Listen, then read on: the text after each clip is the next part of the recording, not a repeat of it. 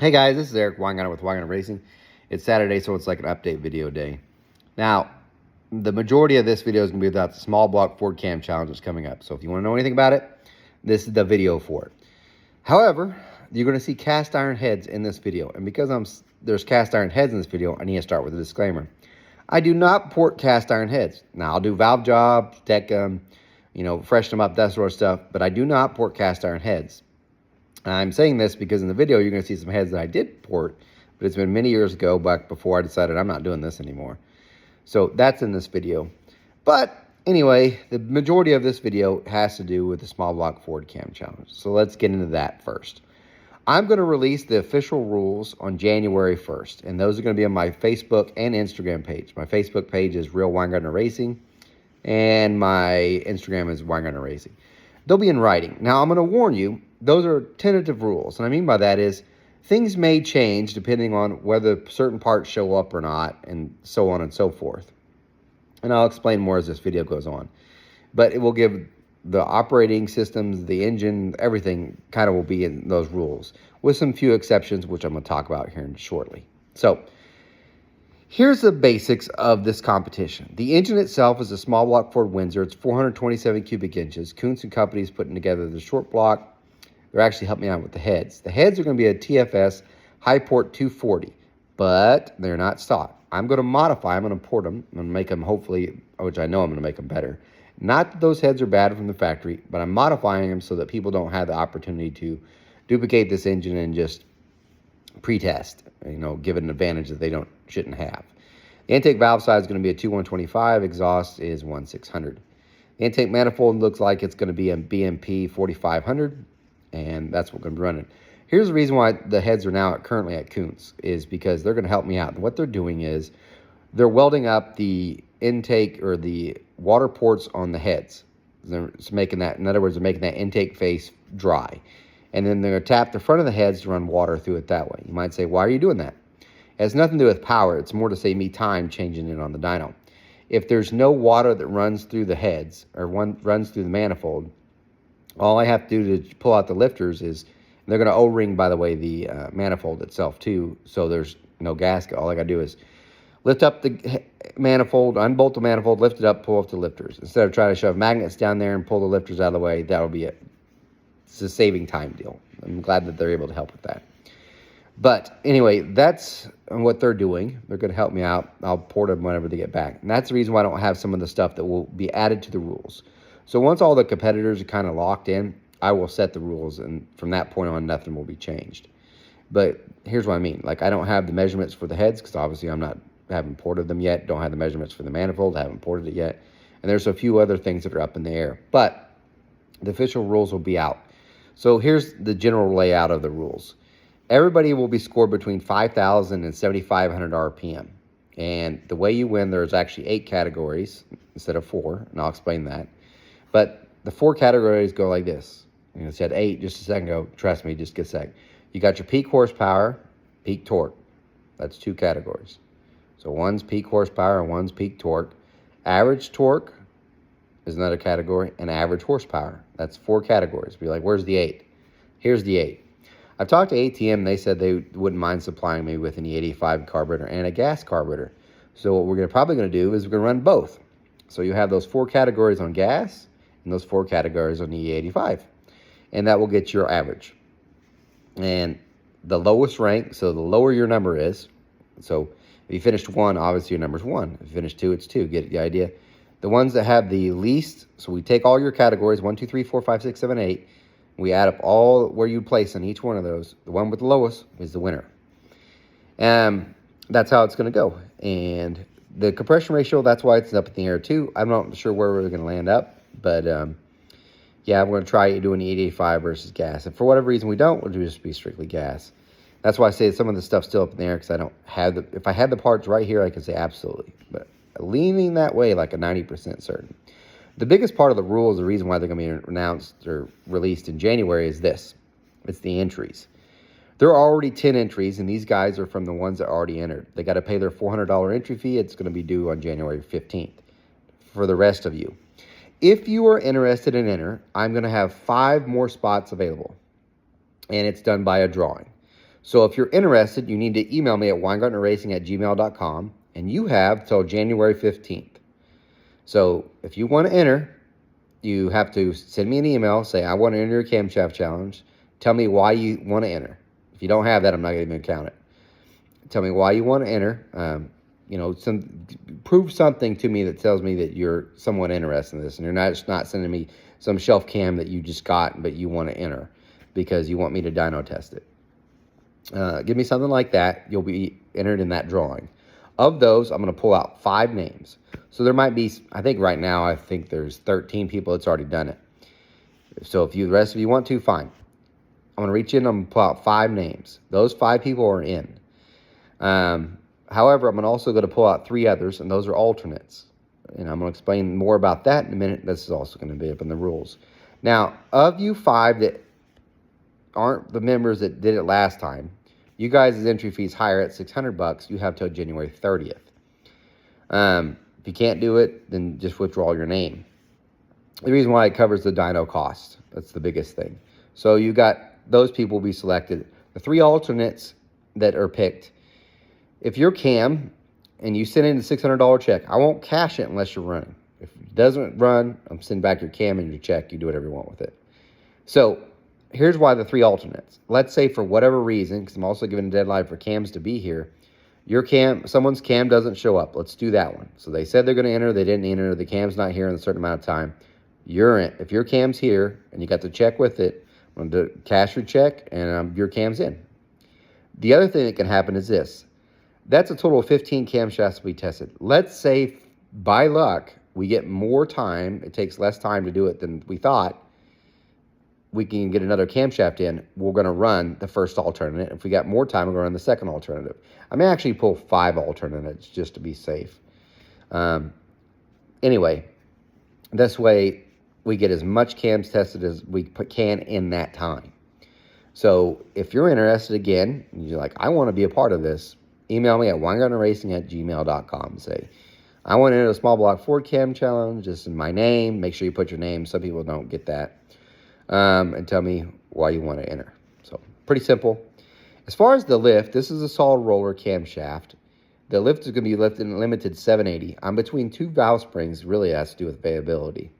The PAC 1225 or the PSI 424 R. Either one of those 2, they're essentially the same. That's what we'll be using. So you're limited to 780 max lift. Anyway, there'll be other stuff that'll be in the rules. I haven't even worked on typing it out, but I need to. Now I'm going to have those released by January 1st. The 10 that are already in, your money will be due January 15th, but please wait till after I release the rules, because every one of you that are entered has to sign a paper that says, I understand the rules. I understand this. I'm not going to complain about X, Y, and Z during the competition or after the competition because I didn't understand, because I'm going to have a paper that clearly says you understood. Yeah, I'm just trying to. Last competition really wasn't that bad. There was really only one person, I could say, that complained about the rules during the competition. There were spectators that complained, but they're spectators. Now, to the spectators, though. Spectators, this is important. This is what made the LS so great.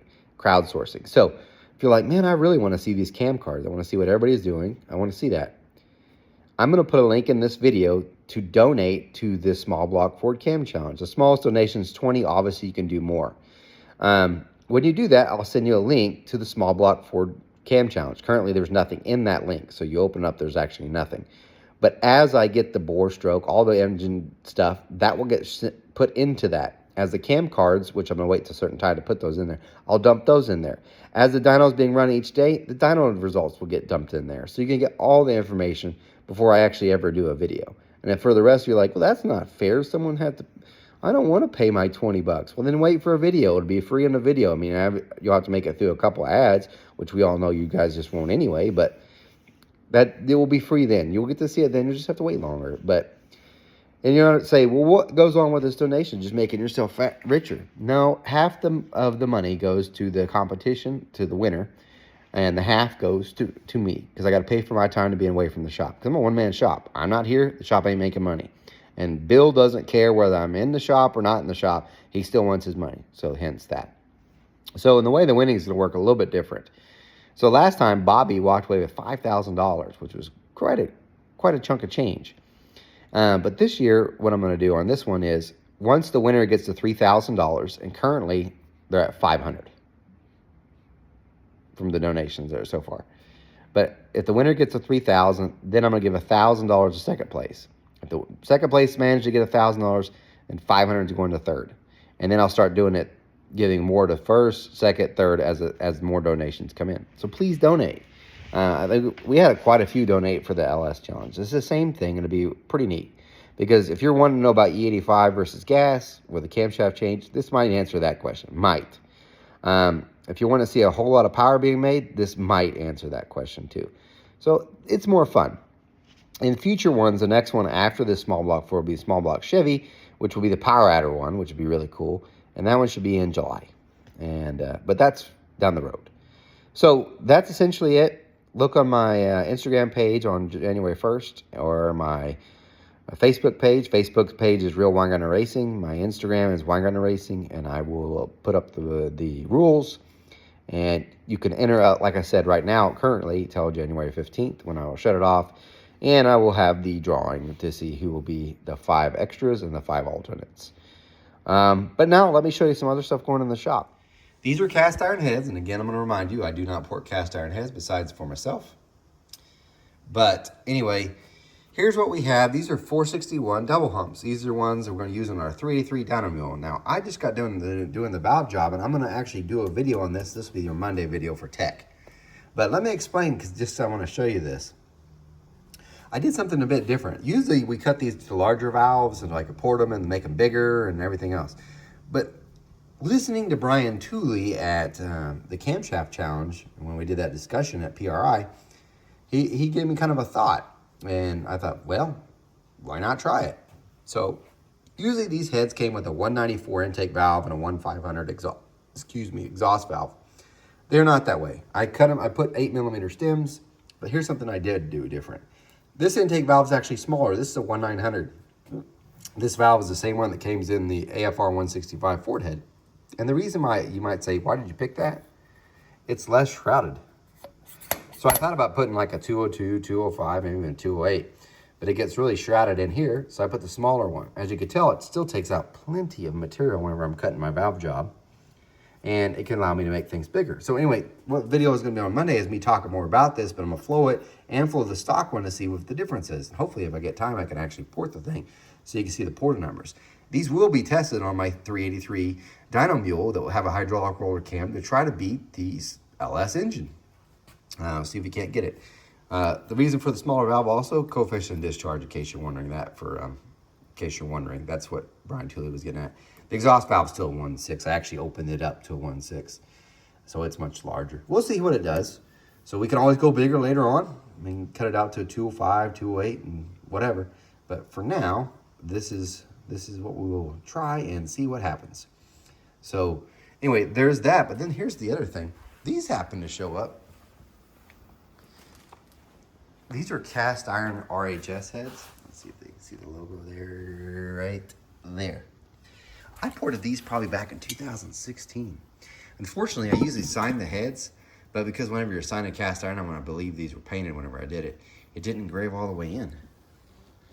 And they're back for service. Yeah, it's crazy. But I'm going to reflow these, and I'll probably do a video about that. Speaking of which, for those that did sign up to be a channel member, so if you took advantage of that PDF bundle, you became a channel member. A channel member, you were sent a link for the 2025 channel members. And if you're already a currently channel member, I'm trying to get those out to you in the next few days. So be patient with me. But every time I flow ahead through 2025, actually from now all the way to the end of the year, you're going to get it. So the flow numbers for this will drop into that folder, and you get to see it before I even do a video. Same with those RHS heads and some other stuff. So anything I flow, I'll put them into the computer. And yeah, so you guys can view those and get to see all that stuff. So anyway, that's what I got. There's one more thing. This is a little bit weird. You know, sometimes I have bad luck happen. This is one of the bad luck things that happened this week. That might have happened to you too. So for a customer project, he sent in some 11R Trickflow Heads Fords. and he just wanted me, he got them, I don't know how he got them, but they didn't have a valve job done. The guides weren't sized. So I had to size the guides, do the valve job, blend it, and put them together. And so I ordered the Trickflow valves that are supposed to fit it. So if you look, I ordered the intake valves and exhaust valves. They didn't come in sets of 8. You have to order them individually like one, but you can order 8 of them. So here's a weird thing. So if you notice, this bag's all sealed up. Still got its staples in. As you can tell, everything's there. So, and this is the second time it's happened. See the part number here, 525-00212. That's a 1/600 exhaust valve. This is for those Trickflow 11R 170 heads, right? Okay, you're looking at it. For the record, I know right away it's the wrong valve because the Trickflow 11R heads are an 8mm stem. 8mm stem valves have a bead groove. Let's take this over to the light.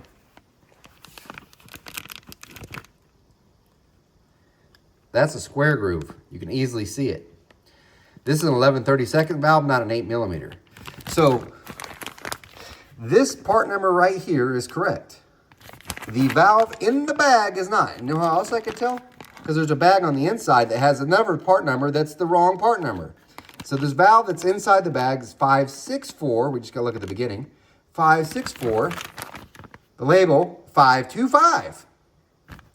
They put the wrong valve in the right bag. So I spotted this at first. So I went to assemble the heads and got all but 3 because 3 came out of Ohio, this being one of them.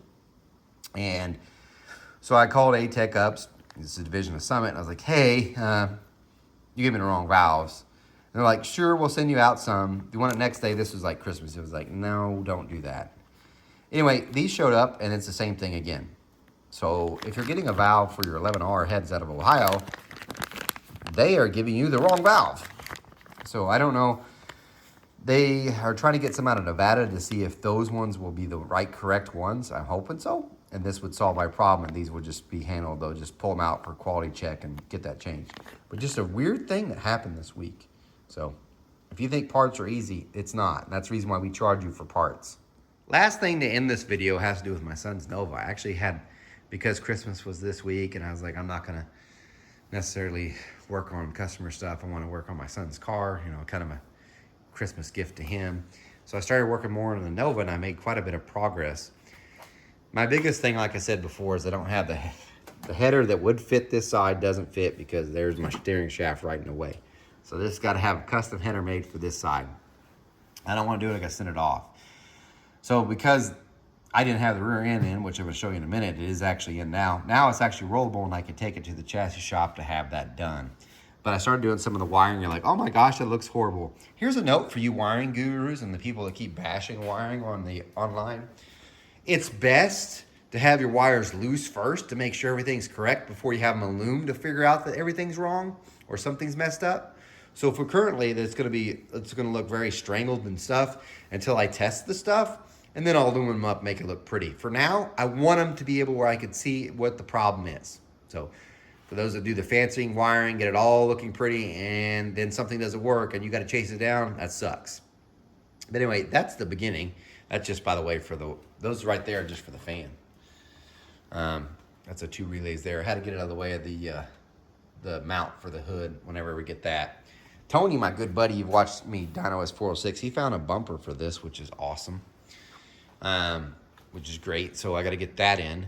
But this is the other thing. This is the biggest thing right here. The rear end's in. So it's still sitting kind of high. I just tacked in the sliders at the back. So when I go to the chassis shop and drop it off for the header, I'm going to have them look at that, make sure it's in the right space, and fully weld that up just to get it right. But this is a 76 Nova for those that don't know. You're going to find a problem. I ordered a Ford 9-inch, and I also ordered the disc brake version.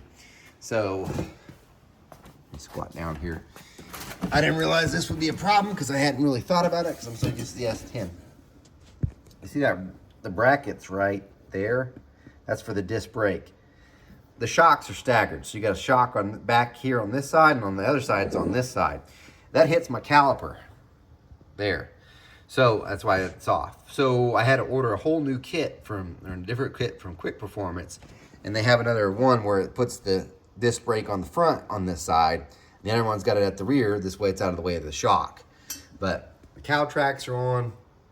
I mean, it's making some progress. The dash is all kind of done too. At least the electronic part of it. And I got a little turn signal thing there too.